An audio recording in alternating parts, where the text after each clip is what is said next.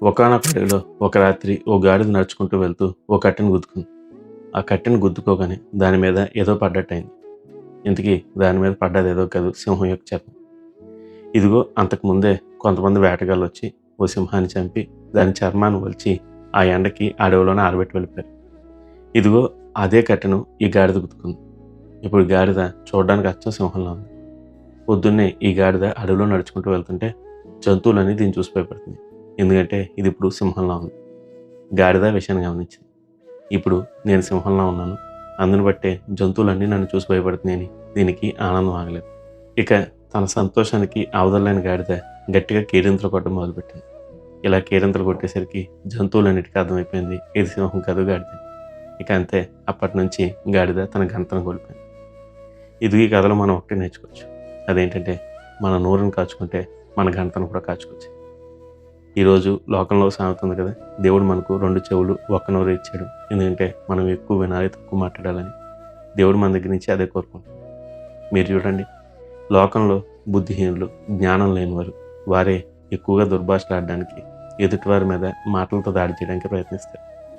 జ్ఞానం గలవారైతే నెమ్మదిగా లౌక్యంగా మాట్లాడతారు. తనకున్న జ్ఞానాన్ని ప్రదర్శించడానికి ప్రయత్నిస్తాడు. కానీ జ్ఞానం లేనివాడు, తాను మాట్లాడుతున్న విషయం మీద గ్రహింపు లేనివాడు మాటను దాటవేసి పరభాష మాట్లాడుతూ ఉంటాడు, దుర్భాష మాట్లాడుతూ ఉంటాడు, వ్యంగ్యంగా మాట్లాడుతూ ఉంటాడు. ఈరోజు లోకంలో ఎంతోమంది ఇలా తయారయ్యారు. ఇదిగో లోకానికి ఇది పోర్ట్రే చేస్తూ ఎవరు ఎక్కువగా మాట్లాడుతున్నారు, ఎవరు ఎక్కువగా కేకలు వేస్తున్నారు, వాళ్ళని నెగ్గేసినట్టు, మాట్లాడకుండా పక్కకు వెళ్ళిపోతున్నవారు ఓడిపోయినట్టు అనుకుంటారు. అయితే జ్ఞాని లక్షణం అదే.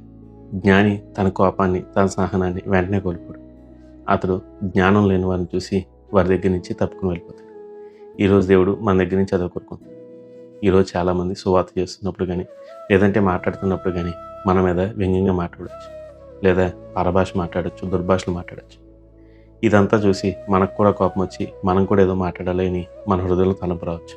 అయితే దేవుడు అంటున్నాడు, నువ్వు జ్ఞానం గలవాడిగా ప్రవర్తించు. యాకోబు రాసిన పత్రికలో 1వ అధ్యాయం 19వ వచనంలో యాకోబు భక్తుడు ఇదే మాటలు చెప్తున్నాడు. మీరు వినుటకు వేగిరపడేవారిని, కోపపట్టుకు నిదానించువారిని, మాట్లాడటకు కూడా నిదానించువారిని ఉండాలని చెప్పి దేవుడు కూడా మన దగ్గర నుంచి చదవకుంటున్నాడు. మనం కోపపడడానికి, మాట్లాడడానికి వేగిరపడతాం, వినడానికి వేగిరపడతాం. జ్ఞానం లేని వారు మన ముందుకు వచ్చారా, వాళ్ళని ప్రేమతో కనికరిద్దాం. కుదిరితే మాట్లాడదాం, లేదంటే పక్కకు వెళ్ళిపోదాం. అదే దేవుడు మన దగ్గర నుంచి కోరుకుంటాం. అంతే తప్ప మనం కూడా జ్ఞానం లేని వారిలో ప్రవర్తించి దేవుని నామానికి అవమానం తేకుండా.